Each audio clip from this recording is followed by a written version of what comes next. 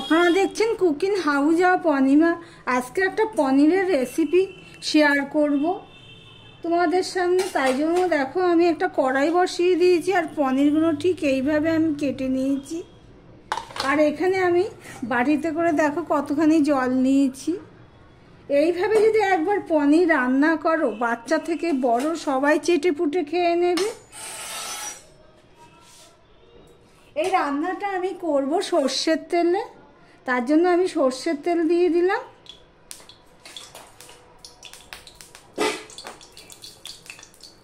দিয়ে দিলাম একটুখানি আমি নুন তেলের মধ্যে। দেখো তেলটা গরম হয়ে গেছে, নুন দিয়েছি, তেলটা গরম হয়ে গেছে দেখতেই পাচ্ছ। আর অফ ক্যামেরাতে এই বাটির মধ্যে জল রয়েছে, এর মধ্যে একটু নুন আর হলুদ দিয়ে দিয়েছি। এবার পনিরগুলো আমি হালকা করে ভেজে নেব। গ্যাসের ফ্লেমটা একদম লো করে দিয়েছি।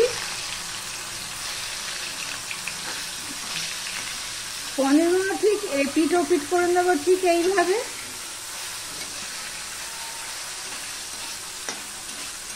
এবার এটা আমি তুলে রাখলাম, দিয়ে আবারও দিয়ে দিচ্ছি।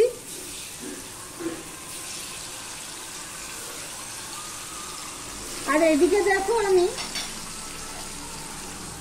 দুটো কাঁচা লঙ্কা নিয়েছি, পেঁয়াজ কুচি নিয়েছি আর রসুন কুচিয়ে নিয়েছি। রসুনটা প্রায় 10-12 কোয়া রসুন হবে। সমস্ত পনিরগুলো ভেজে আমি দেখো এই বাটির মধ্যে দিয়ে দিচ্ছি।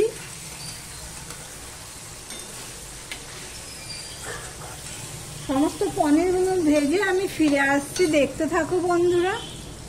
দেখো বন্ধুরা পনিরগুলো সব ভাজা হয়ে গেছে। এখানে যা তেল আছে, আজকে আমি বানাবো পনির সয়াবিন। তার জন্য আমি দেখো এখানে আমি প্রায় 2 ঘন্টা হবে সয়াবিনগুলো ভিজিয়ে রেখেছিলাম। তারপরে আমি এইভাবে চিপে চিপে সব ফেলে দিয়ে আমি ভালো করে ধুয়ে নিয়েছি, জল পাল্টা পাল্টে 3 থেকে 4 বার। এবার আমি সয়াবিনগুলো ভেজে নেব। সত্যি বলছি বন্ধুরা, এইভাবে একবার ট্রাই করে দেখতে পেলো, মাছ মাংস পেলে এটা খেয়ে নেবে। এবার সয়াবিনগুলো আমি ভেজে নেব। যতটা জল রয়েছে তাও আমি এগুলো ফেলে দিয়ে এটা আমি ভেজে নেব।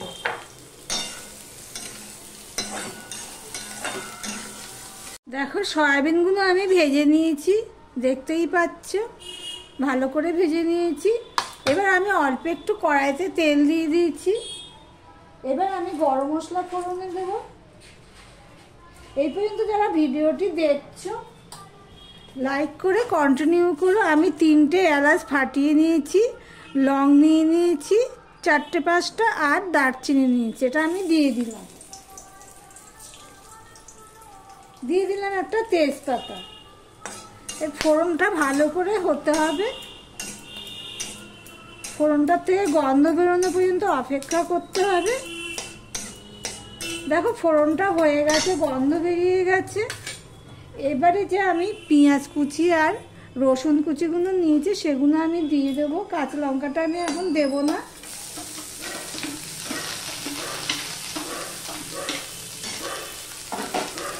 এই পর্যন্ত যারা ভিডিওটি দেখছো লাইক দিয়ে কন্টিনিউ করো। এটাও আমি লাল লাল করে ভেজে নেব, দেখতে থাকো বন্ধুরা। দেখো বন্ধুরা পেঁয়াজটা কালারটা চেঞ্জ হয়ে গেছে আর পেঁয়াজটা কুচানোটা দেখতেই পাচ্ছ। যতটা পেরেছি আমি ছোট করে কুচিয়েছি। তোমরা চাইলে এখানে পেঁয়াজ বাটা রসুন বাটা দিতে পারো। এবার দিয়ে দিলাম 1 চামচের মতন আদা পেস্ট আর দিয়ে দিলাম টমেটো পিউরি। এটা দিয়ে আমি কষাতে থাকবো। আমি অল্প একটু নুন দেবো, যেহেতু আমি পনিরে নুন দিয়েছি সেই জন্য নুনের পরিমাণটা আমি একটুখানি দিয়ে দিচ্ছি। এই অল্প একটু নুন দিয়ে দিলাম।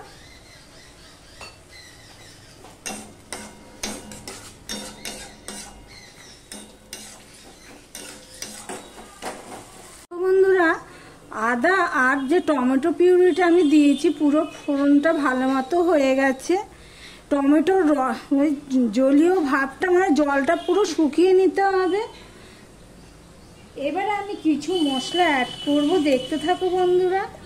আমি 1 চামচ উঁচু মানে 1.5 চামচ আর কি আমি ধনের গুঁড়ো দিয়ে দিলাম, 1.5 চামচ আমি জিরের গুঁড়ো দিয়ে দিলাম, আর 1 চামচ আমি লঙ্কার গুঁড়ো দিয়ে দিলাম, আর হলুদও দিয়ে দিলাম 1 চামচ।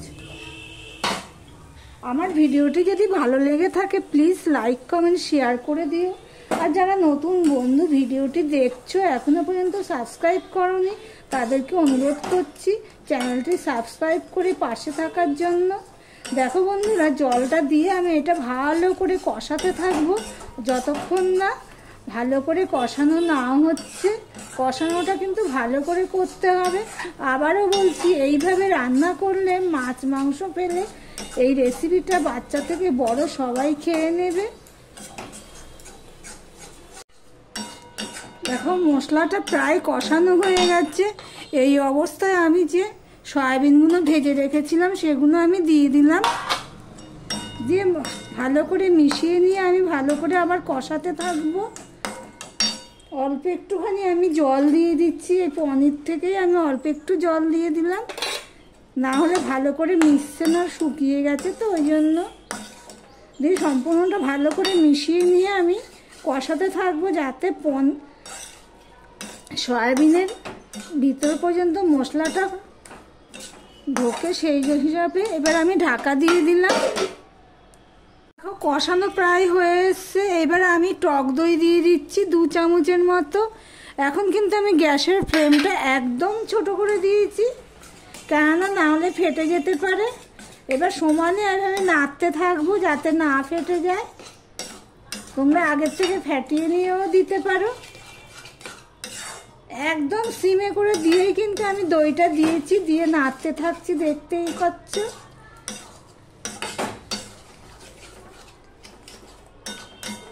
দেখো সম্পূর্ণটা মিশিয়ে দিয়েছি। এবার আমি গ্যাসের ফ্লেমটা প্রায় 30 সেকেন্ডের উপরে আমি লো করে দিয়ে নাড়তে থেকেছি। এবার গ্যাসের ফ্লেমটা আমি লো টু মিডিয়ামে দিয়ে কষাতে থাকছি।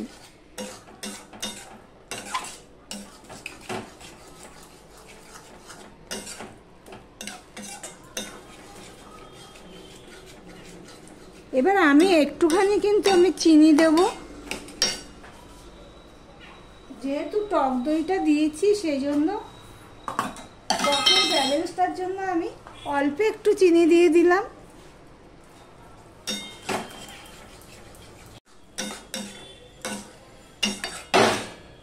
এবারে দেখো আমি যে পনিরটা একটু বেশি করেই জল দিয়ে ভিজিয়েছিলাম সেটা আমি দিয়ে দিলাম। সয়াবিনটা তো সিদ্ধই হয়ে গেছে। এবার এর মধ্যে আমি পনিরটাও দিয়ে দিচ্ছি।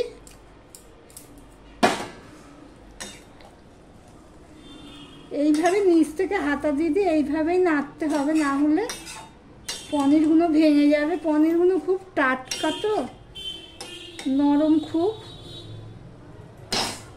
এবার আমি ঢাকা দিয়ে 3 থেকে 4 মিনিট আমি ফুটিয়ে নেব।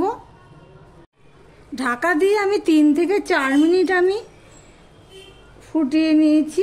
এবার আমি 2টো কাঁচা লঙ্কাকে আমি চিড়ে দিয়েছি। লঙ্কাগুলো খুব ঝাল, একটুখানি ঝালটা কম হয়েছে দেখলাম, তাই জন্য একটুখানি কাঁচা লঙ্কাগুলো ভেঙে দিয়ে দিলাম।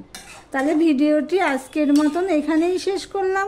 আবার অন্য কোনো রেসিপি নিয়ে চলে আসবো, সঙ্গে থেকো বন্ধুরা।